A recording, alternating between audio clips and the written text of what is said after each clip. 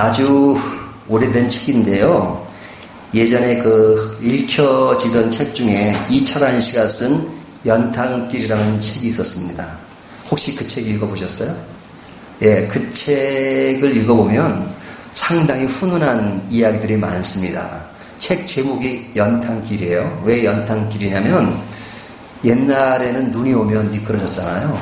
그러면 미끄러져서 쩔쩔매는 그 사람에게 그 옆에 있는 사람이 타다 남은 게 아니라 완전 태워진 그 연탄을 갖다 탁 던집니다. 탁 퍼지면서 눈 위에 착 깔리잖아요. 그럼 그 길이 미끄러운 길이 아니라 아주 편안하게 걸을 수 있는 길이 되지요. 그러니까 그 연탄길이라고 하는 것이 우리에게 위험한 길에서 안전한 길로 보여지는 거죠. 그리고 그것에 대한 배려가 그 제목 속에 묻어 있는 겁니다. 그래서 그 책 제목이 세 권으로 나와 있는데 연탄길 하면 그 책 내용이 따뜻한 마음, 배려 있는 마음, 이런 내용들이 담겨져 있습니다. 그 책 안에 이제 많은 내용들이 들어있는데 그 중에 기억나는 하나의 내용이 뭐냐면 고층 빌딩에 어떤 사람이 외줄 하나에 매어서 유리창을 닦고 있습니다. 그래서 저자가 딱 지나가다 보니까 너무너무 위험해 보이잖아요. 아슬아슬하잖아요. 2층, 3층 건물이 아니라 15층, 20층 된 건물에 한 사람이 유리창을 닦는데 오직 외줄 한 줄에 매달려서 유리창을 닦는 겁니다. 그러니까 그 사람이 그것을 보면서 너무 아슬아슬하게 보이는 거예요. 야, 저 사람의 생명은 저 생명줄 하나에 목숨을 걸고 있구나. 저것이 끊어지면 저 사람은 죽는데 저 사람의 생명은 저 생명줄 하나에 달려 있구나. 얼마나 힘들까, 얼마나 위험한가 하는 생각을 했답니다. 조금 있다 보니까 그 멀리 떨어진 창문이 열리더래요. 열린데 그 열린 창으로 손이 하나 딱 나오는데 그 빌딩에 사는 사람이 시원한 음료수를 하나 딱 주더래요. 그러니까 유리창을 닦던 그 아저씨가 그 음료수를 마시면서 흐뭇한 표정을 지었겠죠. 그러니까 이 저자가 그것을 보면서 저 사람은 저 생명줄 하나에 목숨을 걸고 사는 줄 알았는데 저 사람에게는 생명줄 하나만 있는 것이 아니라 또 다른 사랑의 줄이 있구나. 저 사랑의 줄이 있기 때문에 저 사람은 일하고 살 수 있는 거야 라는 생각을 했답니다. 여러분, 이 이야기가 따뜻하게 들려오지 않습니까?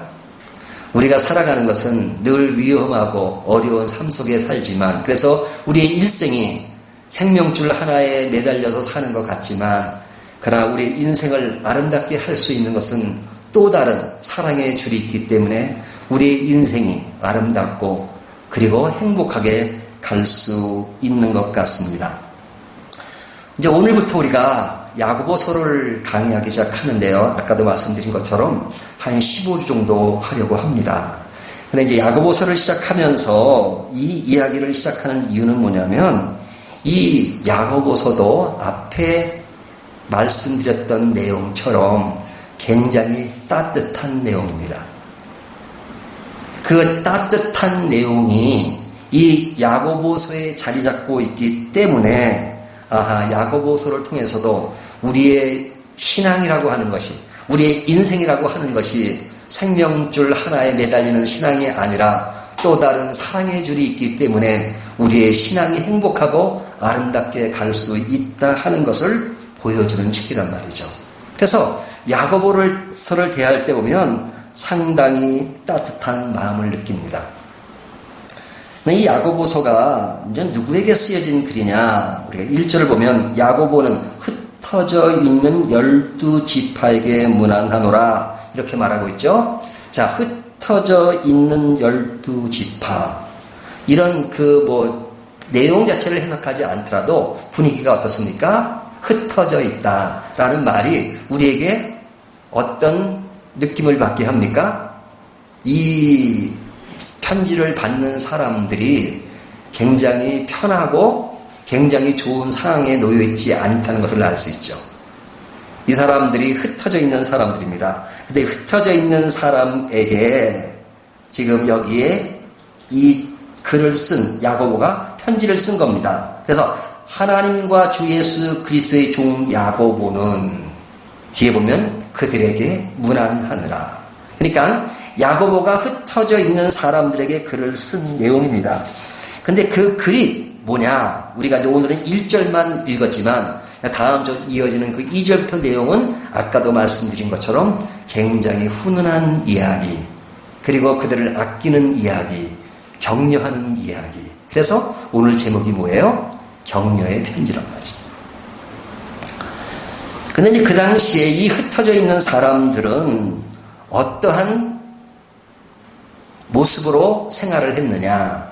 우리가 이제 바깥 생활도 바깥 생활이지만 이들이 교회 안에서 겪는 여러 가지 어려움들이 있었습니다. 근데 그 어려움에 대해서 여기에 야고보는 너희는 어렵지, 힘들지, 그러니까 뭐 좀 쉽게 해. 단순하게 포괄적으로 이야기하는 것이 아니라 그들이 교회 내에서 겪고 있는 많은 사건들, 많은 내용들을 하나하나 찝어서 그들에게 이럴 때는 이렇게 풀어가야 돼 라고 하나하나 이야기를 통해서 그들을 격려하는 겁니다. 근데 그 격려하는 내용이 뭐냐? 뒤에 나오는 내용들을 쭉 앞으로 살피겠지만 시련의 문제, 또 교회에 대해서 사람 간에 또 화를 내는 문제, 또 재물의 문제, 또 교회에 대해서 처벌의 문제, 또 혀에 대한 문제, 싸움과 시기에 대한 문제, 물질에 대한 문제, 이런 문제들이 계속 그 당시 이 편지를 받던 교회에 이런 일들이 있었어요. 그러니까 그런 일들을 여기 야고보는 알고 그들에게 이런 문제를 어떻게 풀어가야 하는가.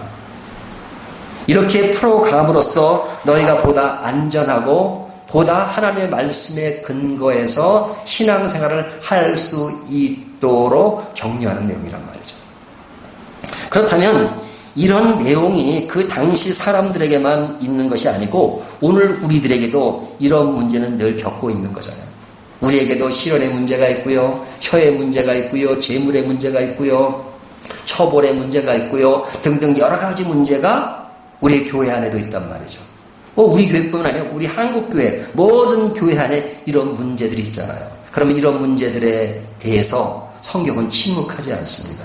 성경은 이런 문제들을 우리가 어떻게 믿음 안에서 신앙적으로 풀어가야 되는가, 그리고 이런 것에서 겪는 마음의 어려움들을 어떻게 해소해야 하는가 하는 것을 야고보서가 다루고 있기 때문에 이 말씀이 곧 누구의 말씀이에요? 우리가 들어야 될 말씀이란 말이에요. 그래서 이 말씀이 우리에게 격려하는 것은 굉장히 큰 거죠.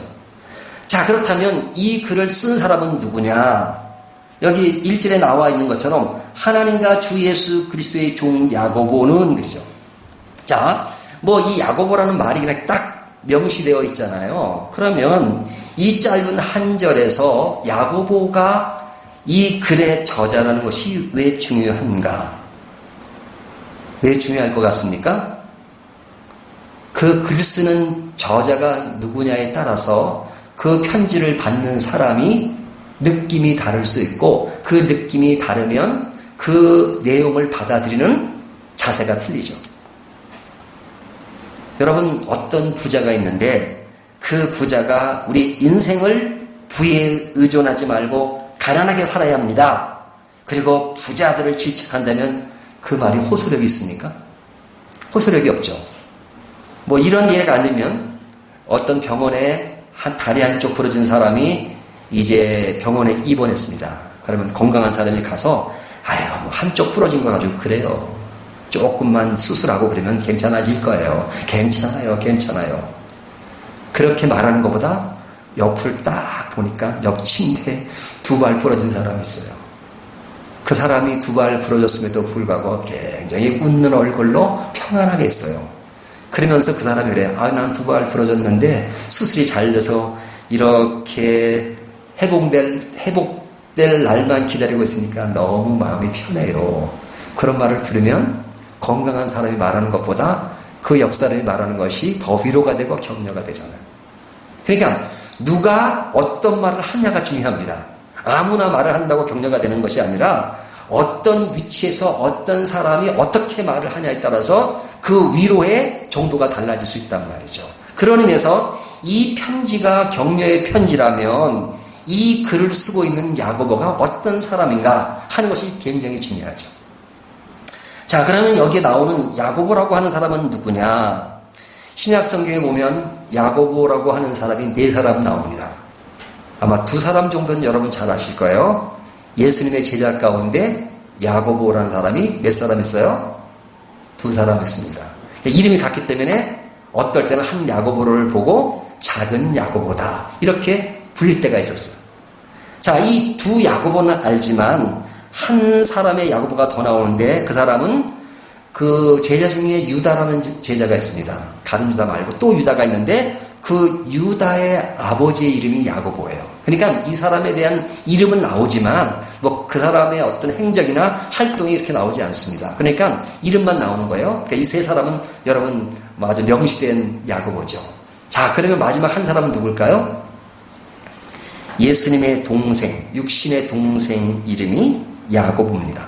예수님은 그 밑으로 4명의 형제가 있었어요. 육신의 형제가 있었는데 그 형제의 이름을 보면 야고보, 요셉, 시몬, 유다였어요. 그러니까 밑에 바로 동생이 누구였냐면 야고보였단 말이죠. 근데 이 야고보, 유다 이런 동생들이 예수님에 대해서 어떠한 태도를 가졌습니까?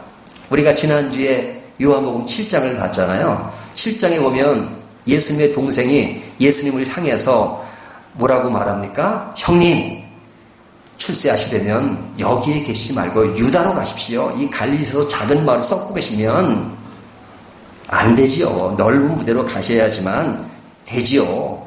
그리고 형님, 설교하실 때 너무 어렵게 하셔가지고 제자들이 도망갔잖아요. 다 떠났잖아요. 70인 제자 중에 많은 사람이 떠났는데 형님의 그 어려운 설교 누가 듣습니까? 그러니까 그 형제들이 예수님에 대해서 상당히 비아냥거렸단 말이죠. 근데 그 비아냥거리는 얘기가 나오고 제일 끝에 뭐라고 하냐면 그의 형제들이 예수를 믿지 않더라 이렇게 말했죠. 그래 그때까지만 해도 예수님의 동생들은 하나님의 아들 예수 그리스도가 가장 가까이 있는지도 모르면서 그냥 육신의 형으로만 생각하고 그분이 하나님의 아들 예수 그리스도인 줄을 몰랐죠. 그래서 믿지 않았잖아요. 그런데 다행으로 예수님이 그 사건 이후에 한참 후에 예수님께서 부활하고 부활 이후에 야고보와 독대한 사건이 나오기도 하고요. 그러면서 이 야고보와 형제들은 예수를 믿기 시작했습니다. 근데 큰 역할을 하죠. 근데 이 야고보라고 하는 사람은 동생인데 굉장히 큰 역할을 합니다. 그래서 예루살렘 교회가 형성될 때 초대 감독으로 야고보가 감독이 됩니다. 그리고 이 감독인 야고보가 지금 이 편지를 쓰고 있는 거예요. 그러니까 이 지금 야고보의 저자는 누구냐? 예수님의 동생 야고보가 이 편지를 쓴 겁니다. 그래서 이 사람은 덕망이 있고 경건하고 그리고 전설에 의하면 얼마나 기도를 많이 했는지 그의 무릎은 낙타 무릎이었다 이렇게 말합니다. 그러니까 굉장히 기도를 많이 하고 예수를 믿고 나서 정말로 하나님을 사랑하고 하나님을 믿고 하나님 안에서 온전한 길을 가기 위해서 굉장히 노력했던 사람이에요. 자, 이 야고보가 지금 흩어져 있는 사람들에게 편지를 쓰는 겁니다. 어떤 내용을 담고요? 격려의 내용을 담고 편지를 쓰는 겁니다. 근데 이 편지를 쓰는 첫머리에서 그가 뭐라고 말하냐면 하나님과 주 예수 그리스도의 종 야고보는 이렇게 말하죠. 자, 여기 보면 자기 자신을 어떻게 소개합니까? 예수 그리스도의 동생 야고보는 이렇게 말하지 않죠. 예수 그리스도와 나는 어린 시절을 같이 보낸 형제 야고보는 그렇게 쓰지 않죠. 뭐라고 씁니까? 예수 그리스도의 종 야고보는 종이라고 씁니다. 우리가 요즘 살아갈 때 보면 뭐 요즘이 아니라 옛날도 마찬가지죠. 사람들이 추구하는 게 뭡니까? 인맥으로 살아가잖아요. 인맥으로. 뭐 인맥이 꼭 나쁜 것은 아니지만 이 인맥이라고 하는 것이 나쁜 마음으로 쓰여지면 굉장히 공동체가 어려워지잖아요. 근데 이 인맥이 이 사회를 지배한다고 해도 과언이 아닙니다. 그것이 옳고 그름, 진짜 무엇이 옳은 것을 가지고 이야기를 해야 되는데 그냥 그 사람이 능력이 없고 거기에 적절하지 않은 사람이라도 인맥으로 그 자리에 집어넣는 경우가 많잖아요. 그래서 옛날 히딩크 감독이 왜 인기가 있었냐면 그런 인맥에 치우치지 않고 그냥 원칙에 의해서 선수를 기용했기 때문에 그가 사람들에게 좋은 리더자로 대우를 받은 겁니다. 근데 그런 것을 사람들은 알지만 이 사람들의 관계라는 것이 어떤 그 사람의 능력이 있든 없든 인맥으로 자꾸 무엇인가를 하려고 해요. 그리고 그 인맥의 배경이 없으면 그냥 어떤 선입감을 가지고 그냥 무시할 때가 참 많습니다. 그래서 가수 조용남 씨가 그런 얘기를 해요. 못생겼다 그래요, 자기 자신이. 뭐 제가 볼 때는 그렇게 못생겼지 않은데. 근데 그 사람이 그래요. 제가 그 무명일 때 자기를 딱 소개하면 자기를 알아봐주는 사람이 없대요. 근데 노래를 한 곡 딱 부르고 나면 그때 다시 본대요. 자, 노래를 부르고 난 후에 다시 보는 이유가 뭡니까? 그 사람의 능력을 본 거죠. 아, 저 사람이 노래를 참 잘 부르는 사람이구나. 요즘 드라마 보면 어떤 여배우 한 사람이 나오는데 한모던데 제가 이름은 기억이 안 나는데요. 뭐 그렇게 예쁜 얼굴이 아닙니다.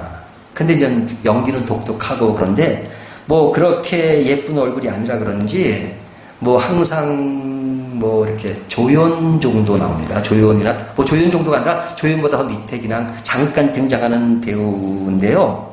근데 이제 그 사람에 대한 얘기가 나오는데 그 사람이 대학을 서울대를 나왔답니다.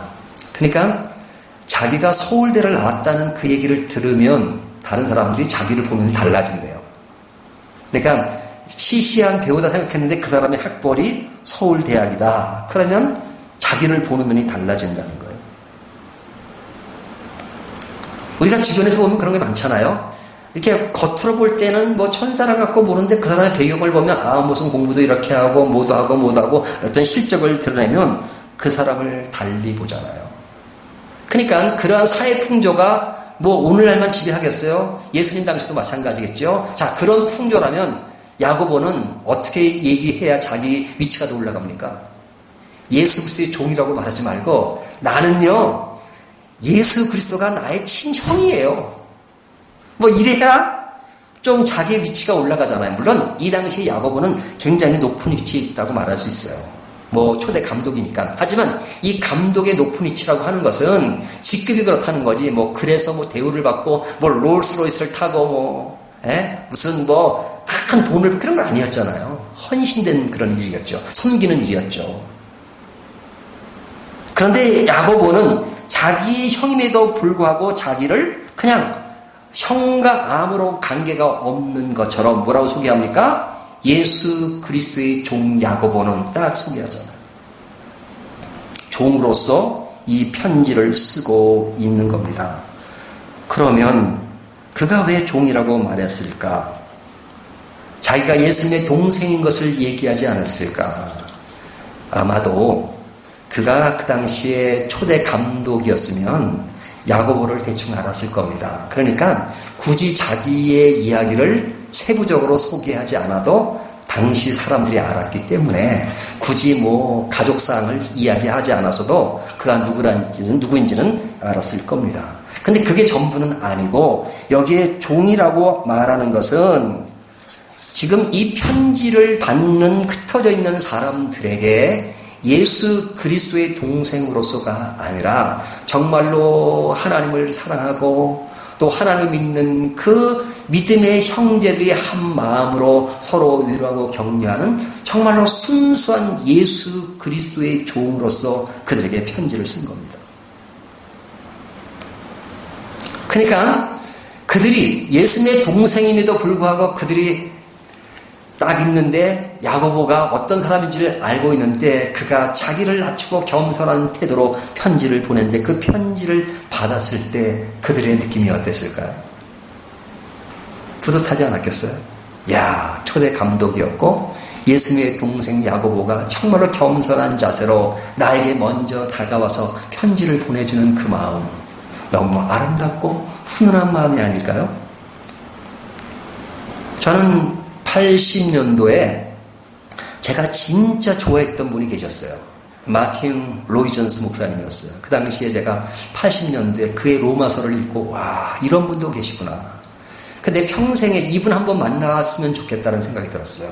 근데 그분이 영국 분이라고요. 그래서 내가 이분을 좀 한번 만났으면 좋겠다 하고 이제 여러 가지 정보를 알아보니까 그분이 런던에 계신 분인데 그 웨스트민스터 채플이라고 하는 곳에서 목회라고 계셨대요. 지금은 은퇴를 했고 오래전에 쓴 글이 나오더라고요. 그래서 이분이 세운 학교가 런던 디어로지컬 세미너리. 그래서 이 학교를 한번 가면 좋겠다 해가지고 어플라이를 해가지고 학교를 가게 됐습니다.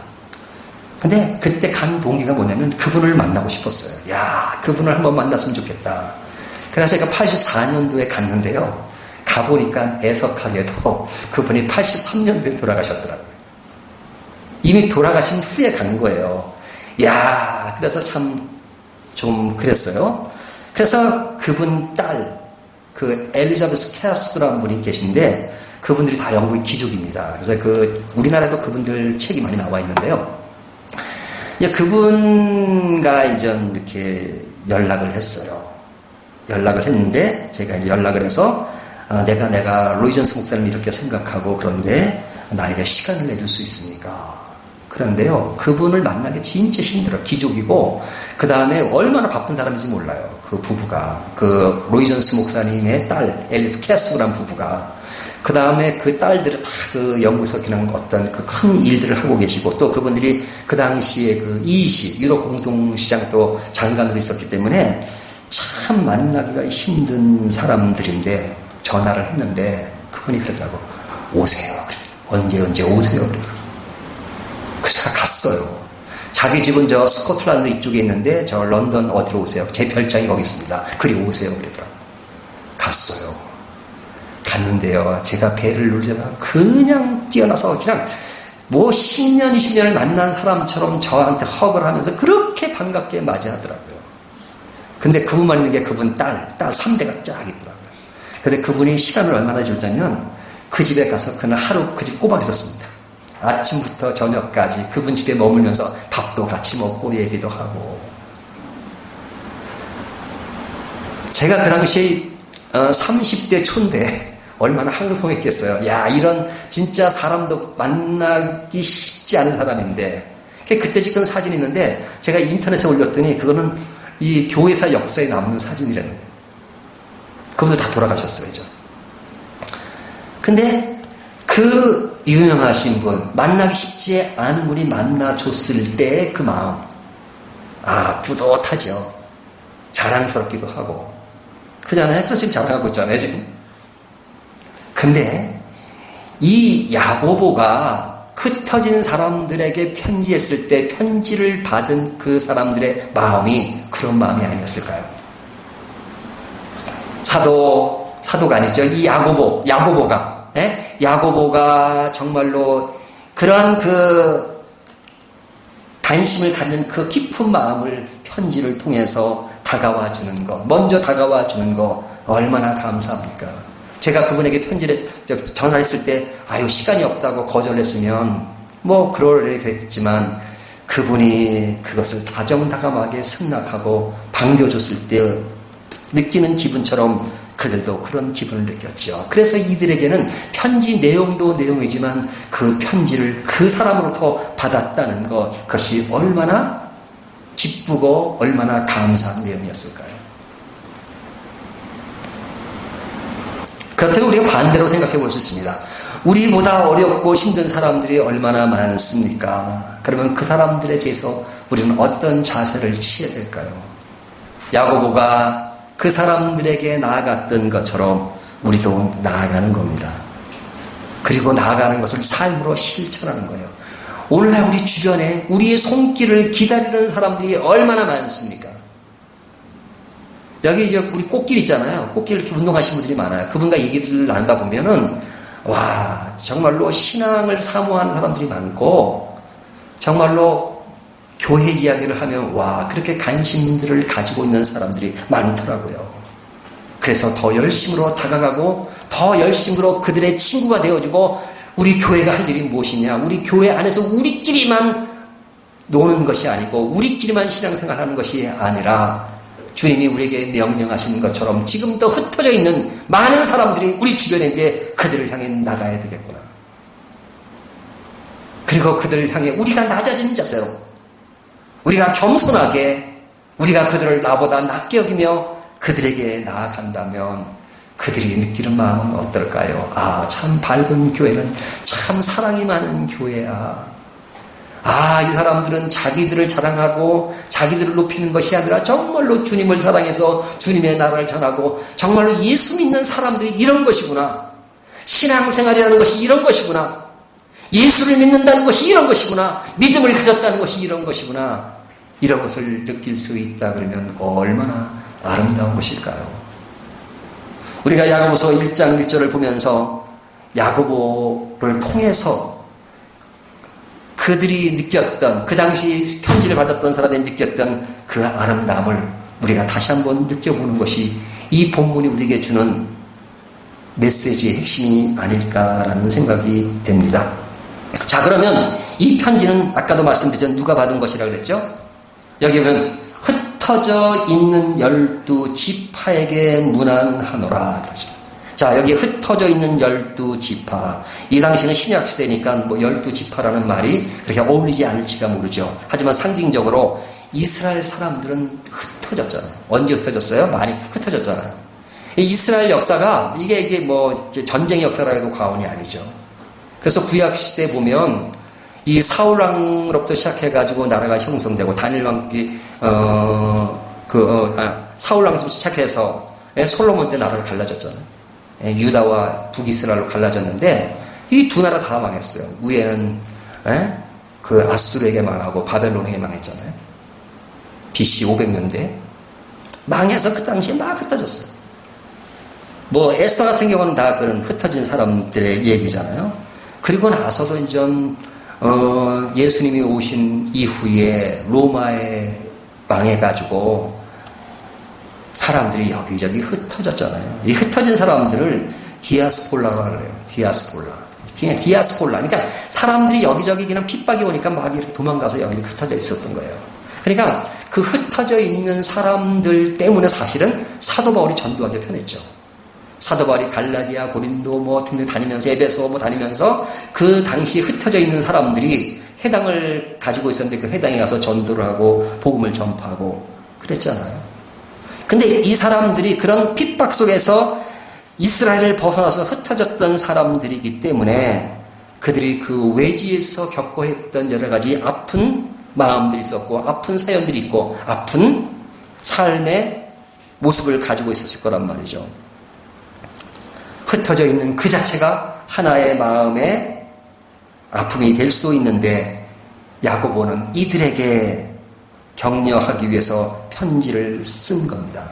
근데 당시에 이 야고보는 초대교회의 감독이었잖아요. 초대교회 예루살렘의 감독이니까 자기의 영역, 예루살렘 안에서만 모든 일을 할 수 있지만 그는 예루살렘을 뛰어넘어서 예루살렘 밖에 있는 많은 흩어진 사람들을 생각하며 그들에게 편지를 쓴 겁니다.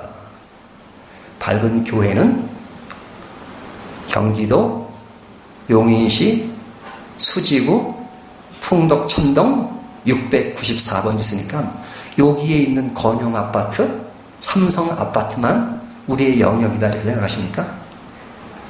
그렇죠. 가까이는 그렇게 전도하고 그러죠. 또 우리가 이 건영 아파트나 삼성 아파트 또 여러분들이 오시면 너무너무 감사하게 생각해요.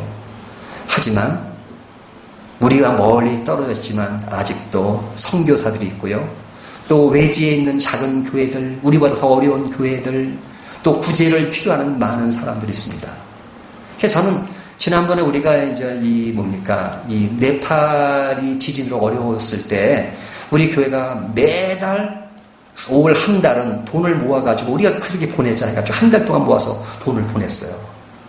아, 저는 그때 마음이 얼마나 뿌듯하던지.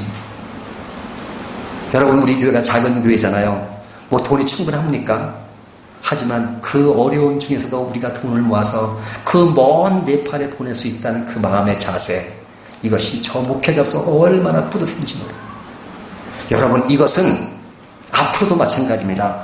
우리가 우리 자신만 생각하고 우리 개인만 생각하고 우리 교회만 생각하는 것이 아니라 우리 주변에 많은 교회도 있고요, 어려운 교회도 있고요, 어려운 사람들도 있고요, 우리의 손길을 기다리는 많은 사람들인데 그에게 우리는 나아가는 겁니다. 여러분, 기도를 해도 자기 자신만을 위해서 기도하는 사람은 신앙이 잘하지 않아요. 하지만 중보기도 늘 다른 사람을 위해서 기도하는 사람은 그 사람의 영성이나 그 사람의 신앙관이 굉장히 잘하고 벌써 생각하는 깊이가 다르단 말이죠. 나만을 위해서 인생을 살아가십니까? 아니면 우리 주변에 우리의 손길을, 우리 손길이 우리도 급한데, 내 자신이 좀 더 급한데 뭐 남 생각할 겨를이 있나요? No! 없는 사람이 돕는 법입니다. 하나님 우리에게 부여한 소명을 따라 일하는 거죠. 우리가 계산적으로 꼭 해야 됩니까? 그지만 우리 교회 한 번도 적자 하나님이 나게 하지 않으셨어요. 어려운 중에서도. 그건 뭡니까? 하나님 우리를 도우신다니까요. 믿음을 갖고 가는 겁니다. 우리만 생각하지 말고 우리 주변의 외지, 우리보다 더 어려운 사람들, 힘든 사람들, 선교주의에서 정말로 몸으로 때우면서 맡기면서 사역하는 사람들이 얼마나 많습니까? 우리가 그들을 외면해서는 안 되죠. 여기에 야고보는 예루살렘의 그런 초대 감독으로 있지만 그러나 그런 외지에 흩어져 있는 많은 사람들을 생각하면서 그들이 교회의 삶에서 겪어야 되는 많은 시련과 어려움, 이것을 생각하면서 일일이 편지를 써서 지금 보낸 것이 야고보서잖아요. 그렇다면 이 편지의 이야기는 야고보서로 끝나는 것이 아니라 오늘날 우리들에게도 주는 메시지입니다. 우리가 어디에 관심을 가져야 되는가? 근데 이 관심이라고 하는 것은 그냥 생각만 하고 그냥 계획만 세우는 게 아니죠. 실천해야죠. 그래서 오늘 본문에 보면 흩어져 있는 12지파에게 뭐 한다고요? 문안하노라. 문안하느라가 더 중요한 거죠. 흩어져 있는 사람을 생각했다가 아니라 문안해서 편지를 보낸 겁니다. 편지를 보냈다는 것은 뭐예요? 실천한 것이잖아요. 실천한 거잖아요. 말로만 하는 것, 이론으로만 하는 것, 이것은 아무것도 아닙니다. 이런 말 있죠. 종은 울릴 때까지 종이 아니고 노래는 부르기까지 노래가 아니고 사랑은 하기까지는 사랑이 아니다 라는 말이 있잖아요.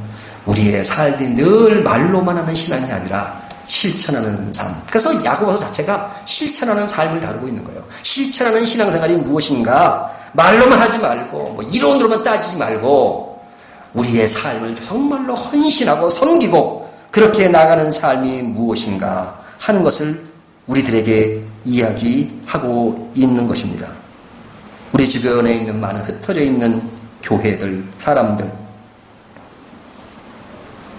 그리고 우리의 것을 자랑하는 것이 아니라 우리의 주가 되신 예수 그리스도를 높이면서 예수 그리스도를 중심으로 해서 하나님의 말씀을 따라서 우리 교회가 한마음이 되어서 복음 증거와 영혼권에 관심을 가지고 많은 주변의 사람들을 바라보면서 한 단계 한 단계 자라가는 그런 신앙생활을 갖는다면 하나님이 우리 교회를 분명히 통해서 일하실 겁니다. 우리가 그걸 느끼잖아요.